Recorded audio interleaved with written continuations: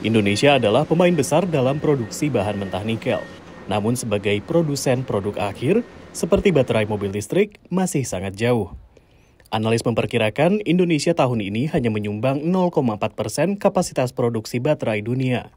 Kita harus melihat berapa signifikan sih kapasitas produksi baterai Indonesia. Jadi tanpa adanya demand dari kendaraan listrik, tidak akan terbentuk demand di baterai dan tidak akan terbentuk signifikan baterai supply chain di Indonesia. Dalam sisi produksi, Energy Shift Institute mencatat nikel Indonesia naik 8 kali lipat sejak 2015. Indonesia memang tengah berupaya untuk menjual nikel ke Amerika Serikat lewat kerangka kerjasama perdagangan bebas terbatas atau Limited Free Trade Agreement. Karena Indonesia juga ingin mengambil keuntungan dari insentif pajak mobil listrik yang sekarang tengah berlaku di Amerika Serikat setelah berlakunya Undang-Undang Inflation Reduction Act tahun 2022. Tapi perdagangan mineral dengan pemerintah Amerika terganjal sejumlah masalah lingkungan dan hak asasi manusia. Riset mengungkap pembangunan Indonesia Weda Bay Industrial Park di Halmahera, Maluku Utara yang jadi sentra produksi nikel menyebabkan pengundulan hutan seluas 5.331 hektar dan memiliki 12 pembangkit listrik batubara captive.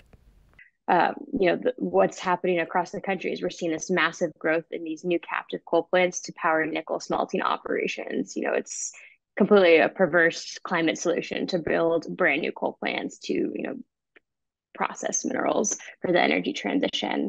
Riset ini juga mengungkap banyaknya pelanggaran hak masyarakat setempat, mulai dari pengambilan lahan sampai intimidasi. Jika perdagangan nikel lewat skema perjanjian dagang bebas terbatas terwujud, perlu aturan mengikat mengenai standar lingkungan dan hak asasi manusia, ujar Krista. To ensure that, any nickel that is covered under that agreement or other critical minerals coming from Indonesia are not contributing to these types of human rights, environmental, and climate abuses that we're currently seeing. Analis menilai Indonesia perlu melakukan perbaikan lingkungan, sosial, dan tata kelola atau ESG, apalagi jika menarget pasar Amerika dan Uni Eropa. Bisa hampir dipastikan bahwa tekanan ESG itu tidak akan berhenti.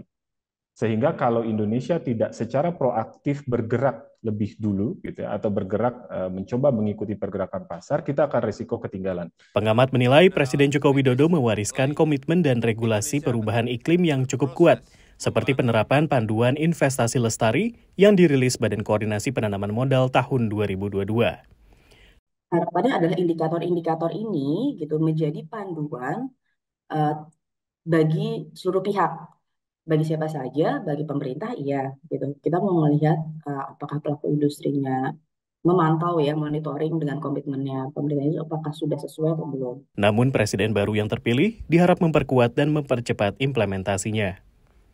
Dari Washington DC, Rio Tuasikal, VOA.